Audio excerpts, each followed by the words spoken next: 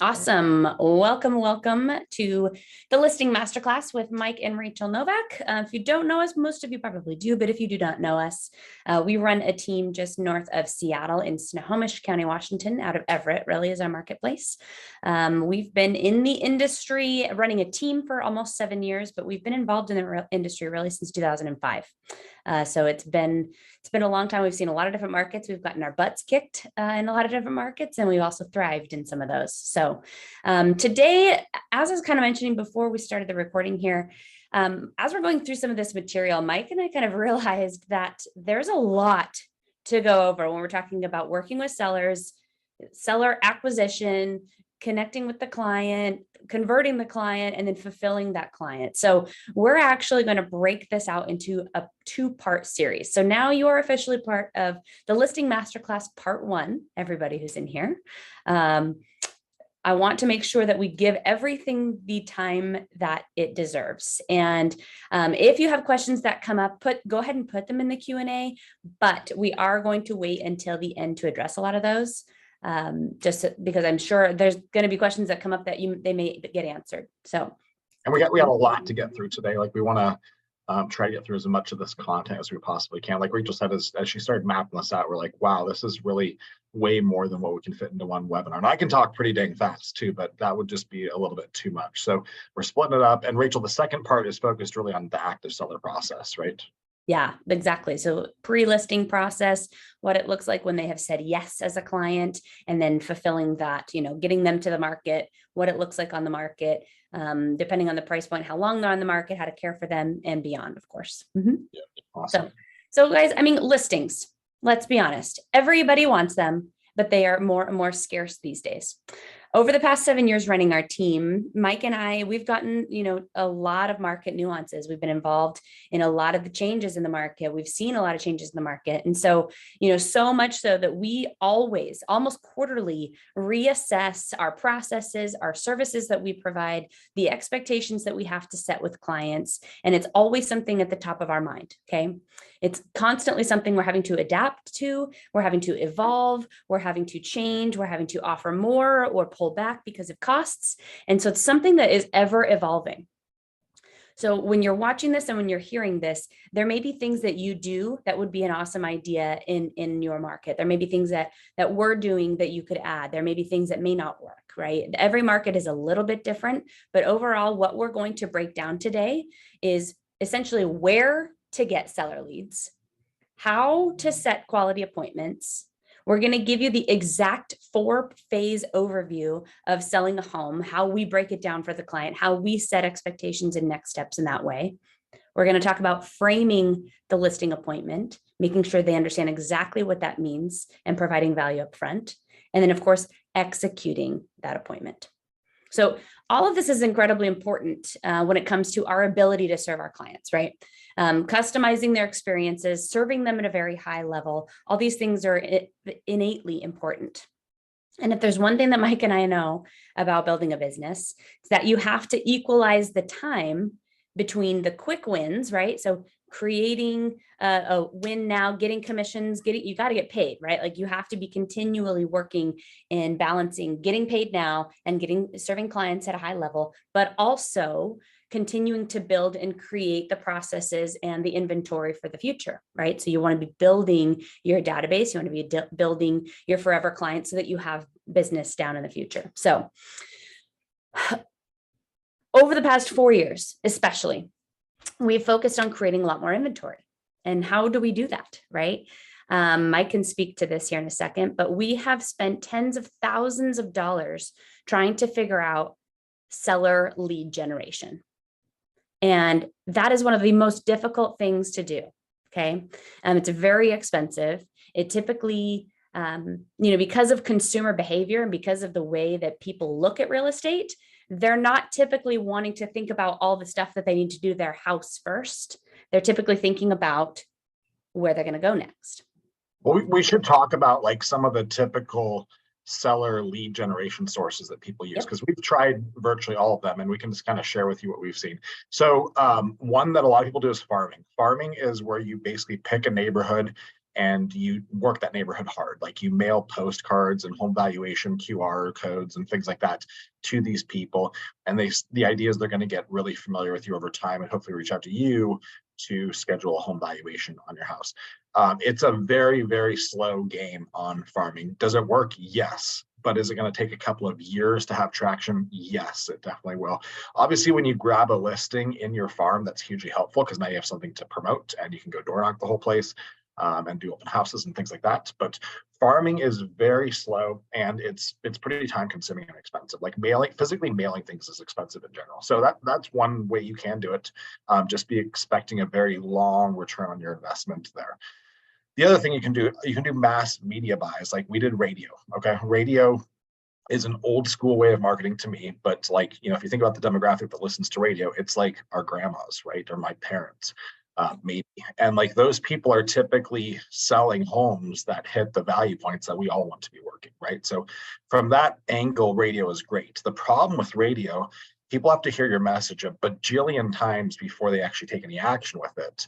It also spreads you really, really thin geographically. Like we're in Snohomish County, which has 19 cities in it, and our radio message was going 2 counties further south than we were. And there's really nothing we can do about that. We can sure refer it out, but we just paid a ton of money to run these radio ads. And now we're driving all over the place, which is super inefficient. And we're also not experts in those markets. We're experts in Snohomish County. So we get south of Seattle, 2 hours from our houses or our office, doesn't really make a ton of sense. So radio for us wasn't a big win. It's also expensive. I think we spent $10,000 a month on radio. So be prepared to write some big checks each month. The cool thing about radio, everyone knows who you are. Go to the grocery store, hey, it's Mike Novak. Like everyone recognizes your name, which is cool, but that just feeds your ego. It doesn't feed your wallet. So think about that. Pay-per-click. So like we all generate leads off of Google, or at least most of us do. We ran a 10,000 lead test on this. Like, could we generate seller leads the same way we generate buyer leads on Google? And so for buyer leads, they Google terms like Everett homes for sale. For sellers, they Google terms like what's my home worth. And so what we found, the cost per lead was like 4 times as much for sellers, every single seller that we were generating. And they were years away from doing anything.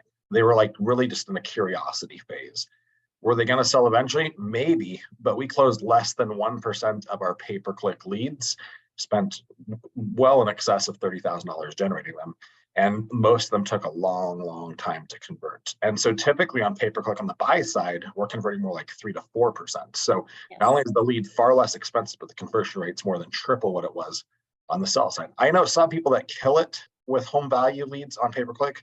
That just wasn't our experience. And our experience is all I can speak about. But those are some of the more common seller lead generation tools that people use and strategies that they adopt. Well, again, we've tried all 3 of those, and we haven't found a lot of traction with any of them. So I want to jump in because, Michael, to his point and to this point of lead generation, I think so many agents, like so many of us, just want seller leads to fall in our laps, right? Like a lot of people get into this industry and all they hear is, listings. Listings are driving the inventory is what's key. Like, so all we do is focus on getting the listings and finding more sellers and finding more seller leads. And we don't understand, and we're not taught traditionally that we have to earn our way into those. Okay. So the people that you see listing a ton of homes, they've been in the industry. So if you're newer into the industry, whether it's 2 years or even 5 years, your main focus needs to be creating forever clients, period. Buyers or sellers. Okay. Buyers are way easier to generate, much easier to generate. And cheaper. So you need to be willing to continue to have the conversations with buyers because that's where you're going to find the majority of seller leads. I hate to break it to you. So this is an unofficial stat, but the numbers that are floating around in the industry are that 40 to 50%, so almost 1 out of every 2 online leads that come in as buyers are homeowners. So if consumer behavior, if those client behavior online show that the majority of them are going to start by their search by looking for a home, not by valuing their current home, then this is just a numbers game. And that plays to human behavior. It's easier to dream about what's next than to deal with what you got, right? It's like selling a house sucks. It's a lot of work. But dreaming about the next home, that's a lot of fun. I can just sit on my couch, crack a beer, and start surfing the internet, looking at pictures of homes.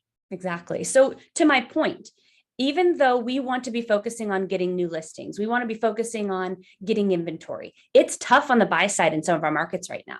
But if you have buyer clients, you need to be serving them at a very high level. You need to go all in on serving them, because what are you doing when you're selling more and more and more buyers into homes? You are creating inventory for the next 2 to 10 years. Okay. Now, according to NAR, the National Association of Realtors, 89%, so 9 out of every 10, 90% almost of home buyers would use the same agent again. So let's think about this. If I am focusing really, really hard on serving buyers at a high level, getting them into homes, and 90% of them would use me again, I am almost guaranteeing myself a significant amount of future business. So this is what we really need to focus on. Okay. Now, I did a little bit of research because over the last several years, 4 years in particular, Mike and I have really made it a focus to create inventory. Like I said, like everybody wants to create inventory. We want to work with more sellers. We want to acquire more listings. Okay. So we'll get into how to utilize your listings in regards to getting more in those neighborhoods and all that later on. But I did some numbers. Okay. So our team's percentage, the amount of buyers that we serve versus the amount of sellers that we serve every year, in 2020, 32% of our business was listings. 21, it went up to 34, 22, 37. And this year so far, 41% of our business is listings. So we are going up continually every single year because we are making a huge focus on going back to our past clients in our sphere of influence and nurturing the bananas out of them. Okay. So put in the work for those buyers right now, continue to do so, close those deals, and then nurture them, nurture those people. And we'll get into the PCSOI plan here. We've done other webinars. We'll do more webinars in the future on 2 important topics here that are not, they're connected to this, but they're too deep in the weeds to talk about it today. And the first one is how to generate buyers, right? We're going to talk about that at some point.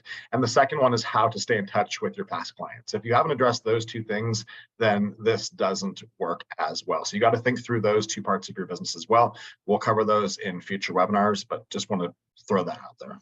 Mm-hmm. Exactly right.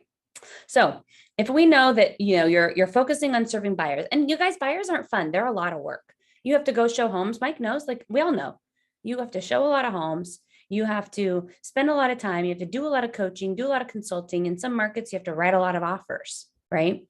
But guys, we are creating inventory again for the next 1, 2, 3, 10 years down the road. This is the almost guaranteed way for you to continue to run a good business and increase the amount of listings and seller clients that you have. Now, when an opportunity does present itself, how do we get to that point? If you have a listing, what are things that we can do to market ourselves to surrounding people? Okay. Number 1, like Mike kind of mentioned, is utilizing farming. So we used to use a company called CoreLogic, where we did a 100 address around that listing mailer just to put our names out there.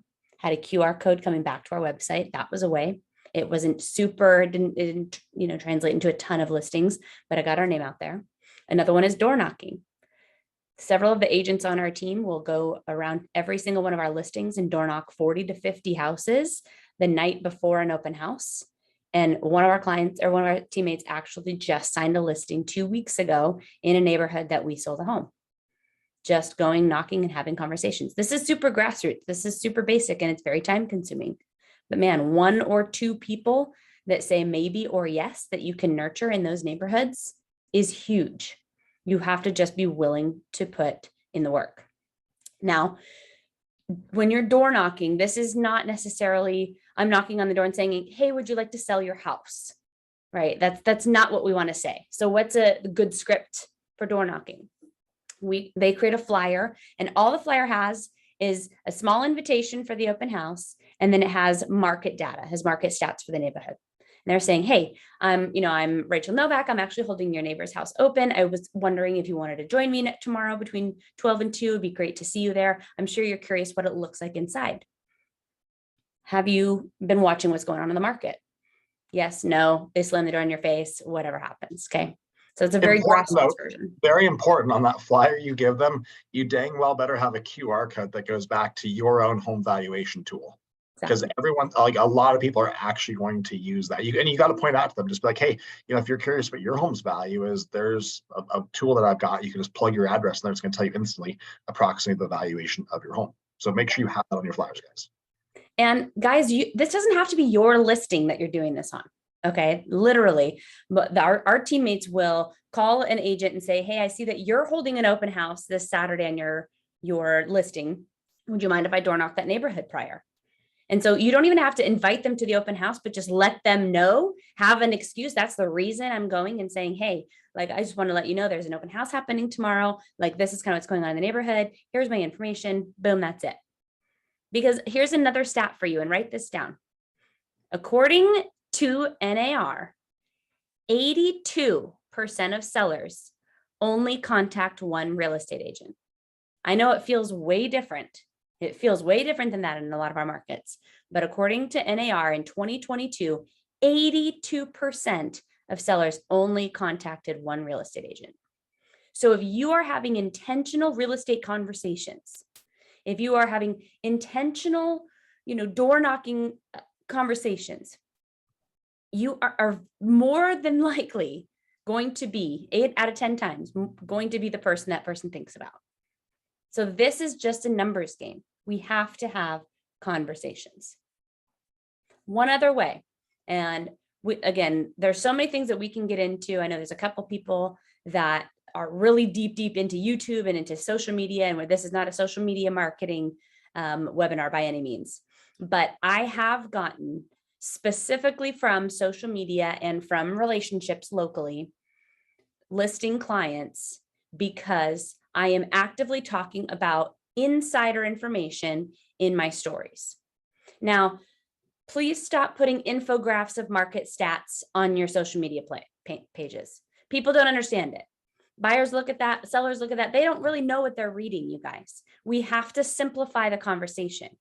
We have to bring it into layman's terms that people are going to understand.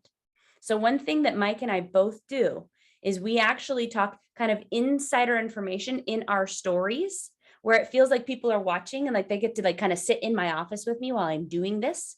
And I'll talk about what's going on in the, in our hot sheets and what does this mean when only this many listings have come on, but there's twice as many pendings, and how fast the homes are selling, right? The homes used to be 32 average days on market. Now it's 18 days on market. So I'll literally be like, hey guys, this is what's going on in the Snohomish County market right now, blah, blah, blah, this and my this. I have 2 million pending right now with one family because she followed my stories for 3 years. I did 2 CrossFit classes with her 4 years ago, and she's been following me that long. And she said, I just think that you know what you're talking about. So be consistent with it. It's something that we're doing anyways. We're looking at the hot sheets. We're checking in on the market. We are, educating ourselves, but bring people into it, especially in your stories online on Instagram and Facebook. People watch. Okay. But you have to be consistent with it. So if you're doing it anyway, get it in your stories, get it, and talk to people in your stories as if that's the only person that they're talking to or you're talking to. Okay. Now let's talk a little bit about, Michael, some of the other kind of bigger or team lead generation activities that we've just kind of implemented. So there's a couple that we just started, because we want to talk about caring for your database. If you've built, we on our team have built up a very, very large database. So we have, 70,000+ people in our database that we're nurturing. And if you've also kind of been building up a database, you need to be utilizing tools that is grooming that database, grooming through that database and bringing up opportunities for you. You want to talk a little bit about Fellow and maybe So Fellow is a tool that a lot of people have started using. It basically will, like Rachel said, it'll come through your database and it'll try to activate sellers. Because like Rachel said, about 50% of your buyer leads are also sellers. And Fellow is really designed to help filter those people and segment them and say, hey, this person's a seller and you're going to want to follow up with this person and try to get in front of them and bring them value as a seller as well. So Fellow is a great tool. It's not cheap. It's like $1,000 a month. But if you have a big database, like we have 70,000 people in our database, to have something like Fellow running on it and trying to filter through buyers to determine who's also a seller is pretty helpful because it gets those people that are raising their hand saying, hey, I'm a seller, that now you can follow up in a different kind of way. So that's one thing we're using.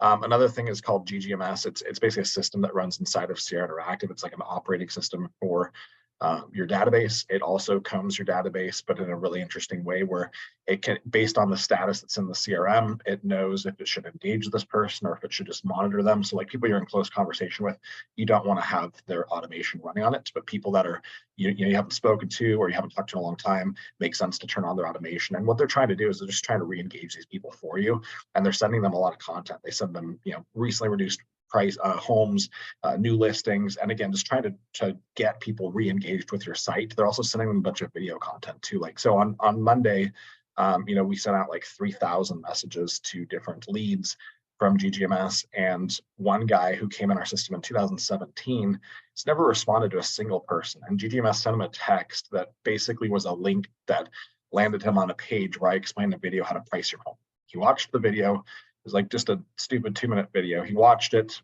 and then he filled out the form below.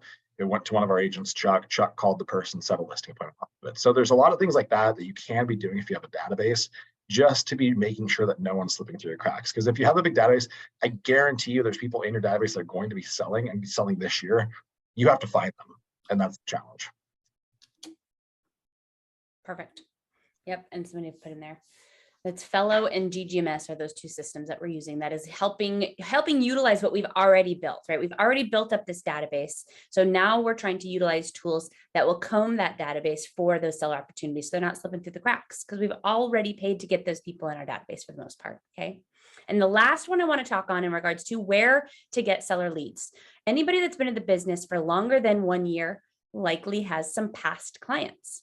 And I don't care if you have 5 past clients or if you have 500 past clients, you need to be having conversations with these people quarterly. And this is something that Mike and I were not excellent about up until 2023. And we very intentionally adopted what we call the PCSOI plan. That's Past Client Sphere of Influence, PCSOI plan in our business. And year to date now, Mike and I's business is 70% PCSOI. Okay. Prior to that, it was 40% last year. So this works. What this looks like, the framework of the plan. Michael, why don't you explain kind of the framework, and then we can kind of go back and forth on pretty dang simple. You export your database into a Google Sheet, or you can do it in your CRM if you want to. Your closed sales, right? Your closed clients. Your closed clients. And then you just start adding columns on activities. And so for us, we want to make sure we call every single past client once per year. And we want to make sure we text them at least 3 times per year as well. So basically a quarterly touch. But if I have a lot of past clients, I have like 300 past clients. So I can't make 300 past client calls per quarter. So what I do is I'll basically break my amount of closed clients into quadrants, so 4 equal groups, and I'll pick 1 quadrant to call, and the other 3 quadrants are going to get a text. And a lot of people respond to the text that don't respond to the phone call as well. But those phone calls are gold. And a lot of people are interesting. They call me when they get the text, which is kind of fascinating. Rachel signed 2 listings in the last 2 weeks off of just text that we sent to my past clients, just checking in on them and seeing how they were doing and letting them know that we were thinking about them. So Patrick Keller is the brainchild of this. Full credit to Patrick. He did this on his team. We'll have him on for a separate webinar and have him really explain the PCSOI plan. But think quarterly touch, and then think client events, like where you're doing 2 or 3 client events per year and you're reaching out to your past clients to get them engaged with that. Make sure you've got market reports set up on them. That's part of this as well, so that your system is sending them a market report and they're coming to your site to get a valuation of their home. Make sure you've got a market report video going out every month to your database as well, where you're explaining what's happening in the market. Publish it on YouTube and then send it out to all of your closed clients so that you're the authority telling them what's happening. And then we also mail some stuff to people too, just like little things like I think Destiny's on here. One of Destiny's friends actually designed these cool little dishwasher magnets that said dirty or clean. You could like flip it around and it had this little head with no vacuum. Super cool idea. And we mailed out like 300 of them and people loved them. I got a whole bunch of messages from people that just absolutely loved them. And I went into a few people's houses after that was sent, and it was on their dishwasher, which is pretty dang cool. So dialing in your past client game is super important. I want to challenge you to think about this as prospecting, because it really is. Okay. That's exactly what I was going to say. I think that so many of us think like we have to continue to go acquire new clients, right? We have to go find new clients or get new referrals or this. Guys, Your past clients are the absolute gold that are waiting to hear from you, right? Like they are the biggest asset that you have because you've already served them. You know what it's like to work with them. So maintain that relationship. Like Mike said, you're not calling to, shoot the breeze. Like you're literally calling to check in with them. But the script looks like this because everybody gets a little hesitant about, well, what do I say? How do I call? Like, what do I, this is not very complicated. It's as simple as this. Hey, Michael, this is Rachel Novak from the Novak team. I was just thinking about you. Thought I would call it to check in. How are the kids? That's it. Like literally that's it. And we all think this typically, is stupid, but people freaking love it. Like yeah, I don't know why, but I have a pickup rate that's like 80 or 90% of my past clients. They all want to pick up the phone. They all want to tell me about everything that's been going on, everything they've done to their house, everything about their family. These are like, they end up being long conversations, but at the end of it, it feels pretty cool. So it's time consuming. What I do is I pick 1 week in that quarter and I bust out all of my calls in that 1 week, just done. So if you are not doing this, if you are not actively calling your past clients, do this immediately. And like Mike said, this is prospecting time. It is okay to consider this prospecting time. You're not calling them for a real estate conversation, but because your relationship was real estate with that person, if you're asking them about their home, if you're asking them about their house, if you're asking them about their health, real estate will essentially inevitably come up every single time. So would you say that's right? Yeah, call them once a year, text them 3 times a year, invite them to 2 client events. That's your homework coming off this webinar today. Simple. Yep. All right. So that are a couple ideas on where to get seller leads. Let's talk about setting quality appointments because I think that there's a lot of us, especially in these markets in 21 and 2020, especially, where if we got a seller lead or if we got a seller referral, if we got somebody who says, oh, I want to sell my home, we were sprinting over there. Like we're sprinting there, like not a ton of qualifications happening, not a ton of looking for red flags. We are running over there to sign that client. And as we move into a market that's a little bit more tumultuous, there are still price points that are selling super quick, but there are price points and certain properties that the market is, I don't want to say rejecting, but pricing is different, right? It's uncertain. And so we have to be qualifying these appointments to make sure that it's number one, worth our time, and number two, worth their time. Okay. So number one, let's talk about motivation. Has anybody ever experienced a client where you walk in and they say, well, I think I'd like to try to test the market to see what I can get? That is the worst motivation you could possibly sign up for, you guys. Like part of our job as real estate agents is to help people and serve people at a high level. Another part of our job is to be a truth teller and to make sure that they understand what the market actually looks like and to not get yourself and them into a situation where you both put in a ton of work and a ton of time and energy and money. And now it's a maybe that the house will even sell at a number that they want. That's a canceled listing just waiting to happen. Exactly. Exactly right. So let's talk about this. Michael, when you're talking to potential sellers, which you do, right? PCSOI, talk to me about how do you qualify the motivation of that client? Well, there has to be a pain point, right? Like motivation comes from pain. And so pain can take a lot of shapes and sizes. For a lot of people, they need more space or they need less space, like their families either growing or they're empty nesters and they're downsizing. Some people need to change their location. They really have, like in the current climate right now, the pain point needs to be pretty real for people to be motivated to move. Because let's be honest, they've probably got an interest rate that's 2.75% on their house.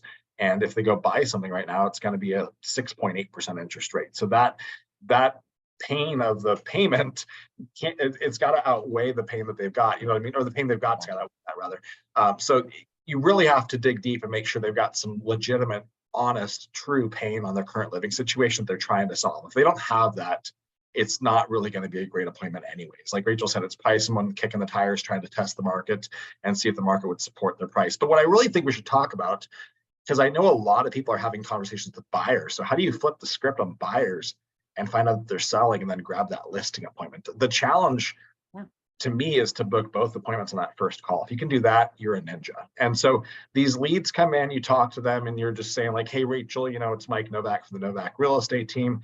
Just got your request for some more information on 123 Main Street. I want to reach out to you right away and see, if you're thinking about making a move now or in the near future. She says, yeah, I'm thinking about buying a house. Okay, awesome. What's got you thinking about buying a home? And I'm trying to pick up motivation right out of the gates, right? And then my second or third question is going to be, tell me a little bit more about your current living situation. Rachel, do you own a home or are you currently renting?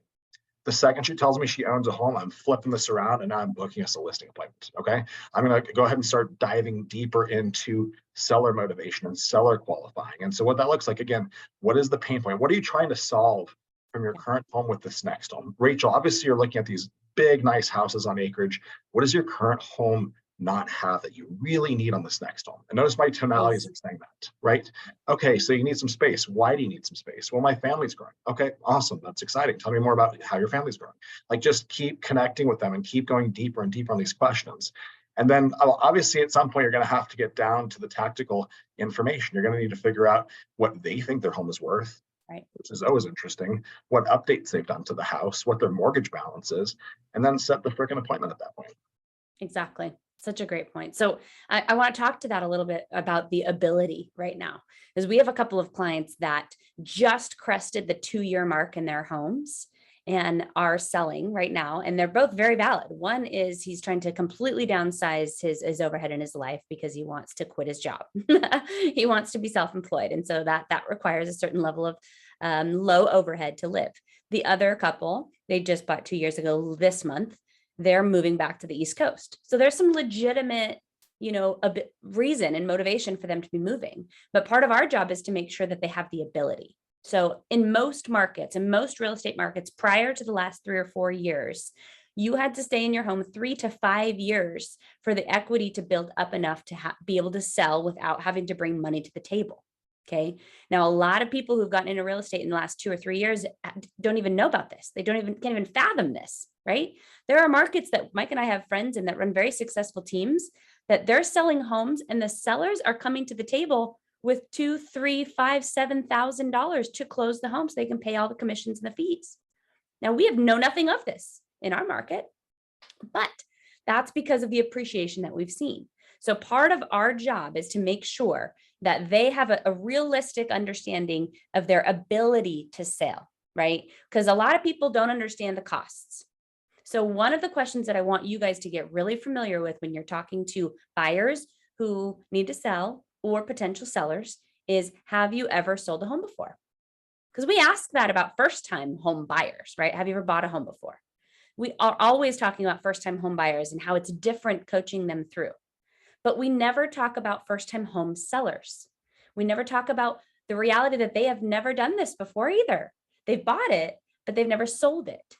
So we have to be really explicit and really clear on what it takes to actually sell a home, the costs involved, the time involved, how much of a pain in the butt it is, how big of an inconvenience it is on their lives. We have to be very upfront with this. And by trying to outline that and pull some of those details in regards to their mortgage balance, in regards to how much money they've put into the home, in regards to their expectations for what they can get out of the home, by asking some probing questions, we can get to know and pick down their motivation a little bit, right? Because if they don't really have to sell, but they're saying all the right things, and you get into the financial aspect of what it may cost to sell, then we're going to be able to get clear on their motivation and their ability. So when we're looking for red flags, some key terms that I like to hear, if it's going to be a yes or no, are if they're saying anything like test the market. I want to test the market. Red flag. Another one, I'll only sell if I get X dollars. Now, that X dollars could be subjective because it could be a realistic number, but 9 times out of 10, if they say I am only going to sell if I get this number, it is a pie in the sky moonshot number. Like Jenna was just saying, it's possible that, I bought for this 2 years ago. I've put this much into it. I'm not going to sell unless I get 100% return on my investment. Well, that's not going to happen. And so part of our job is to be a truth teller. Okay. And then another red flag, of course, is I'm wanting to hire the right agent who says it's worth the most. right? The agent that I'm looking for is who says they can sell it for the highest amount of money. Red flags, guys. So if we've gone through these, if we've heard these things, if they want to test the market, if they, just want to see what they can get, if they are just looking for the agent, who can sell it for the most amount of money, there are a couple of things that we can kind of do prior to the appointment in regards to setting an expectation for what that looks like. Because number one, I don't want you to waste your time. But number two, if we know that 82% of sellers go with the one person they meet, sometimes it's worth the appointment, depending on how coachable they may be. So setting expectations for an appointment, right? If you're like, okay, I understand that you only want to sell at this, and I understand if you're looking for the most amount of money. Every seller, of course, wants the most amount of money for their home. I understand that you're wanting to see what you can get. If it's still worth your time to go to that appointment, then we want to set some expectations. So number one expectation is, what are we going to accomplish in this meeting together? You need to tell them. Part of being a good listing agent is having authority in the space. So you need to tell them what to expect out of that appointment. In this appointment, Mr. and Mrs. Smith, you and I are going to walk the property together. I want to see all these beautiful updates that you've done. I want to talk about exactly what it's going to take to buy or sell in this market right now. And if it simply makes sense, or maybe it doesn't, maybe it makes sense to wait till next year. But let's talk about that in this appointment. Well, so that little part right there is really important, because you just took down their sales defenses by saying that. It might not make sense to sell your home. I don't know until I come out there and really understand your situation, right? Mm-hmm. Super important. But the point is, like, the best thing that we can do is get in front of people, right? Because again, 82%, 8 out of 10 people go with the one person. So if we can get in front of them, we'll get to flesh out a little bit more as to whether or not they're coachable enough to work with. So it is important to drop those sales defenses by saying, my marketing plan isn't right for every single person that I go and meet, but I think that it's important that we do meet to discuss it to see if it's a fit for you and me. Okay. So you want to also explain what the next steps will be. So, obviously we go through this, we decide if now's the right time, or if it's maybe next spring, or what that timeline looks like for you guys. And then we're going to put together a game plan together right at that appointment as to what next steps are going to be. So you're not giving them the next steps. You're letting them know you will establish the next steps at that appointment. Okay. At the appointment itself is when we get into the timeline for the next steps. One other thing that Mike does really, really well, because in our business, he represents buyers and I represent sellers. So if I have, a client that is coming to me wanting to sell their home and they also want to buy, I pitch to him and vice versa. So one thing that we have to do, if you're a part of a partner model, or if you are an ISA for other agents, or if you are setting the appointment for somebody else because you're out of town, you have to set the expectations of who they can expect to be in on the process. You don't want to surprise anybody, right? Because if you've built the rapport with this person, if they are your past client, you need to let them know, hey, this is the person that's going to be in on the process. Mike, do you want to give a little bit of guidance in regards to that script? Because you do that really well, bringing me into the process. I'm just introducing like what your role is versus what my role is. Mm-hmm. Exactly. I just talk about how we're a team of specialists. I'm like, you know what? I helped you on the buy side, or I help buyers, depending if I represent them or not. And Rachel really specializes on the listing side. That's all she does, 100%. Like that's the sole thing that she does each and every day. All she does is represent sellers, and so she does it exceptionally well. And we try not to do like 3 or 4 different things. We just do one thing. And so I work with buyers, Rachel's work with sellers, and she's also staging certified, which is really helpful for you when you're getting ready to list your house as well. So she's going to be your go-to. I'm of course right there if you need anything as well. That's really important with past clients, so they don't feel handed off. But I'm basically just building up Rachel, that she's going to be the badass that specializes in what they need now, even though I represent them before. Mm-hmm. And conversely, when I meet with the clients and I'm setting expectations, I have to let them know that my listing partner is going to be in on the process and exactly what her role is, right? The biggest part of working with sellers, because basically what we're doing, guys, is we are asking people to give up a portion of their equity for work. Like, we are asking, hey, I'm going to work for you and I want you to give me a portion of your equity. That's a lot. That's a tall order. And you have to literally utilize the language pattern that we are partnering in this. I understand that I am asking you to give me a portion of your equity, and I have a vested interest in making sure that your home sells for the most amount of money. So we are partners in this together. And I use that all the time. because that's the truth. And I'm a truth teller. So setting those expectations for the appointment, what they can expect out of it, what they can expect to come out of it with in regards to the game plan or the strategy. Okay. Now, one thing that Mike has built really, really well on the buy side, and I'm still working on building on the listing side, is really framing the appointment leading up to the appointment.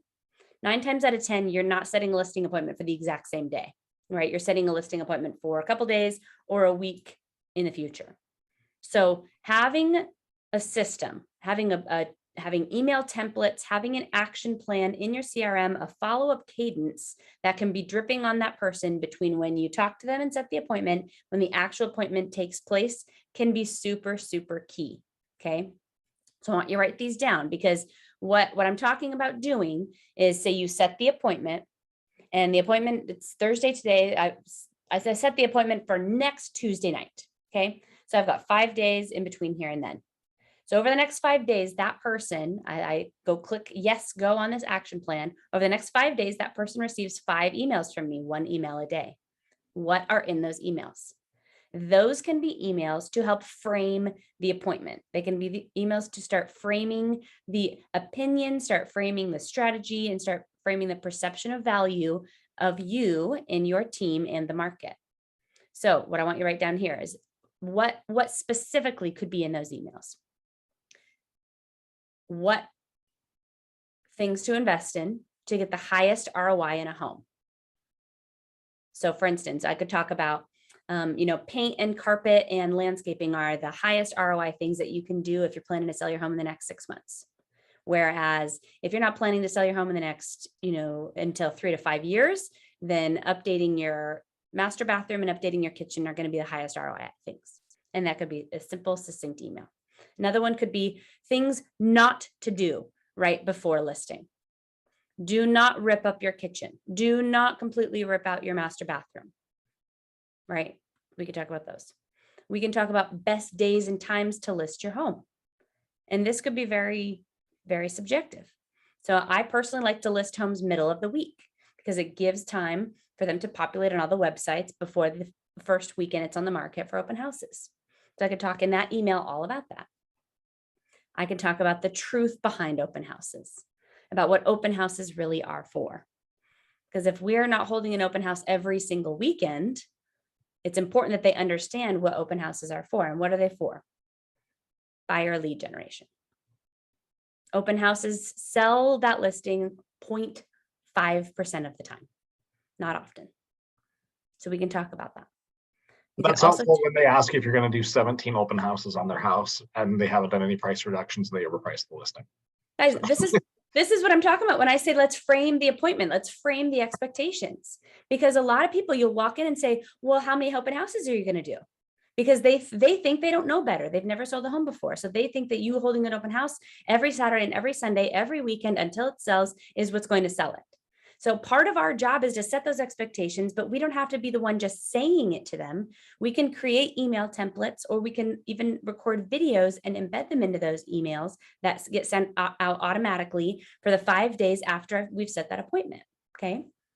And of course, another one would be, social proof. So having a review or having a video review of a client that you've worked with that went through the proven process, and they can say, I went through the proven process of so-and-so person. And you can frame it as, here's a successful story from one of our many coachable clients. And let me let you in on a little secret. When I am in my stories, I talk all the time about how grateful I am for coachable clients. I use that word specifically because I know that half of my clients watch my stories. And what does it do? It embeds the fact that coachability is important as a client. Okay. So we can talk about those things very, very specifically in those emails. Now, another thing to talk about, of course, is your team's track record. So we're gonna include some humble brags in these emails, in these coachable and these framing emails. Okay, so number of homes sold, and you can use, guys, you can use whatever numbers you want. You can say, lifetime homes sold, 500 over 500 lifetime homes sold. If you're, a single agent, you can utilize your team numbers. I want you to know your list price to sale price ratio versus the market. Our team on average sells a home for 104% list price to sell price, where the market is only 101% list price to sell price. So the Novak team will sell your home for 3% more than the average real estate agent. What are some USPs? What are some unique selling propositions? What do you do differently? We're going to hop into that here in a second with services. There are so many things to do that you can frame these appointments. So these people are reading these emails that they get from you. They know that they're meeting you on Tuesday. They get an email every day with some new framing, some new expectation setting. You're not saying this to them, but they're reading it from you. And it's meant to be informational and what we like to call edutainment, right? It's educational and relatively entertaining. But these are ways to frame this appointment so that when you show up, they're like, okay, I totally get it. I'm going to do some landscaping. And, I think that like the strategy for pricing should be this. Like they're excited. And when you've talked about value that you can bring, when you've provided them so much information already, we're not going to get in. I don't know if we have time to get into commissions right now, but this is how you start creating value before you ever show up to the appointment. Okay. You win the room before you're even in it. I have a different term for it. I call it preconditioning. Yeah. Preconditioning the mindset of this person. And I've done this on the buy side for years. And the people come into my office on my turf and they're like, it's Mike. Like they feel like I'm a celebrity or something. And they're like, I've watched all of your videos. I know exactly what you're going to go over with me today. And as I'm like walking them through the buyer's guide, they're like kind of telling me what's next. It's absolutely hilarious. And then when you ask them if they're ready to sign, like, of course, yeah, like duh, that it's been preconditioned in them to do this. Exactly. So I want to challenge every single person here. I want to challenge you that if you do not have information, emails, videos, or you don't know your stats for your sales, for your numbers, you need to spend time getting those together. Because the way that you could build confidence in this business and the way that you can show up into a room is by knowing your stuff and by conditioning or framing the appointment for your clients. Okay. That's a huge part of it. Now, for the last few minutes, I want to go over and I'm going to show you exactly what we show our clients, especially as first-time home sellers, because breaking down your process into very simple stages is what creates the ability to remove overwhelm. Because selling your home is a lot of work. Getting your home ready for the market is a lot of work. Thinking about what to even start doing is a lot of work. So I'm going to break down for you exactly how we explain it to our clients to reduce the amount of overwhelm, and therefore in their perception, they perceive the fact that I have less stress now because I know exactly what stage we're in. I know what phase we're in. Okay. So I'm going to share my screen here. And I'm going to show you this 4-phased approach. Okay. So when we are looking at, hold on. Sorry, guys. Try that again. Okay.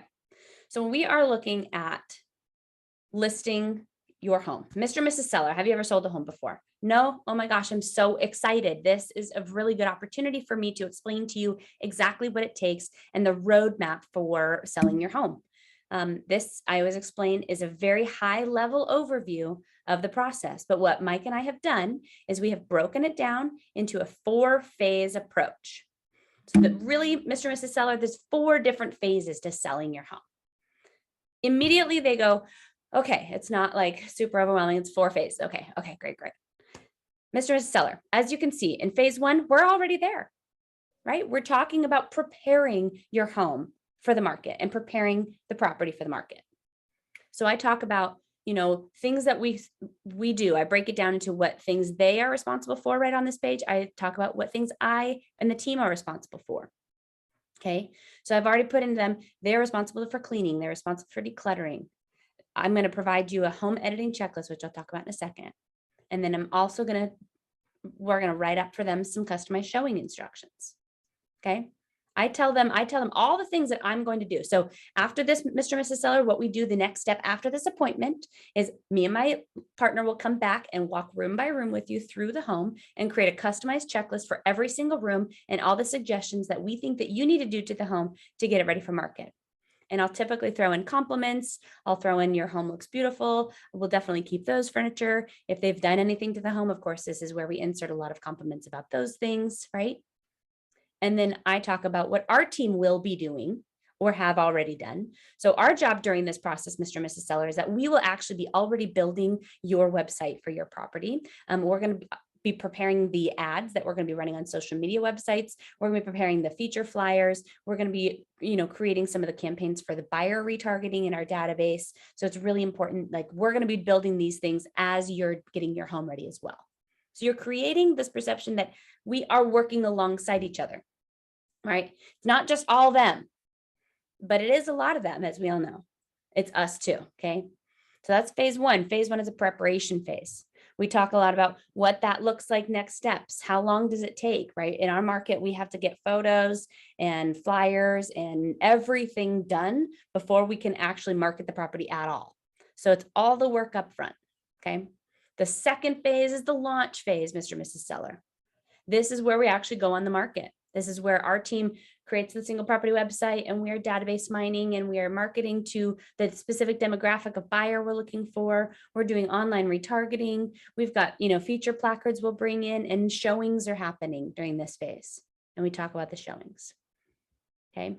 So typically I will only talk about those two unless they ask about the offer accepted in the closing phase, because it's very overwhelming at the appointment. Okay. I'm happy to share this document as well. This is our whole listing appointment document. And like we mentioned, this is part one of mastering your listing presentation, because there is so much to do. There is so much to acquire. There are so many language patterns to adopt, and so many red flags to look for, motivation to qualify, and ability to look through, that on the next one, we are going to dig into what exactly happens at the listing appointment, how to prepare for it. We're going to talk about the pre-listing phase and the active phase. But I want to give a couple of minutes for any Q&A that we've talked about, because, we've gone over acquiring clients. We've gone over connecting with past clients to get listings. We've gone over a little bit of farming, couple of different, technologies that we use to comb through our database. But does anybody have any questions in regards to things that we've already gone through? Jenna, I see that note about your clients with the price point specific things. So they did the whole, I'll sell it if I get this number. And you're like, that's not happening. That's tough for sure.